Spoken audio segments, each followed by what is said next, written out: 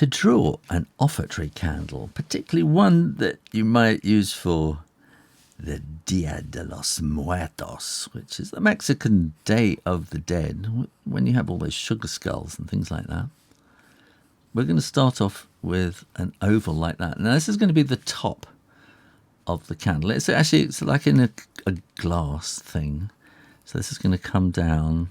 So if you think of a sort of a tumbler, a drinking glass, that's going to come down there. And then we want to join that together down there with a curve as well.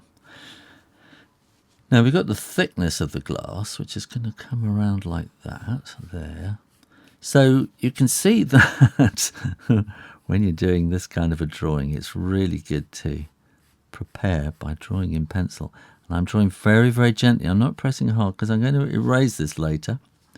I'm going to erase the pencil lines once I've inked it in. And if you press too hard, that's going to be really difficult.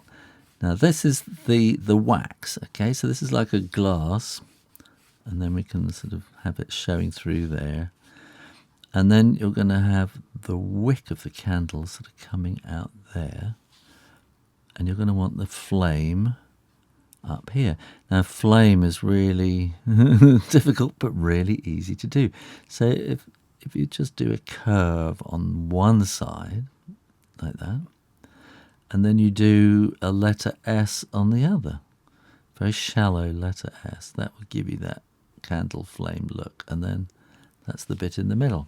Now there's going to be a bit of pattern on here as well because it's for the Day of the Dead. So I'm going to draw a curve around there as well. And we're going to draw a marigold flower on there. So that'll be sort of the petals coming out there. And you can draw those lines there just to help you get the angles right. And by doing there we go. And by having these sort of lines in there, that curve, it gives you a feeling of where the whole thing is going to fit in. While I'm at it, we're also going to have a shadow around there. And I'll just put that in there. Now, when you draw something like this, you have to think, what is going to be the nearest thing to us? And this flame is in front of the glass at the back. So let's draw the flame first. And a little flick at the end there. And then we can draw that S curve and flick into it at the end. And then we can draw this bit with a flick and this bit with a flick. And when you flick, it takes a bit of practice. I've gone and ruined it now. When you flick like that, you get the line goes to a nice point, which is kind of what we want. So let's have the wick here like that. And then it kind of melts as well, doesn't it, down there like that. And we can make that quite dark. So that's maybe if we do that, it'll get that kind of texture you get to a wick on a candle, don't you? And then we can follow that around. So it's going to be coming around like this. And we can bring that all the way straight down to the bottom. And I'm going to turn this around because it makes it easier. Use it when you're doing curves. It's like a compass or something like that. And this is a point around. The wrist is where you twist around. So let's bring that around there like that. And then so you want sort of the where your wrist is to be the point around which you're making the curves. So turn the paper around to make it easier to do those curves like that. And luckily you kind of drawn them in ink underneath. And when you erase them, of course, then people will think, wow, you're amazing. How did you do that? Now we're going to draw, this is the inside of the glass at the top like that. And we can just make that just fade away like that. And we can draw this bit here and just make that fade away as well. So that's kind of the thickness of the glass.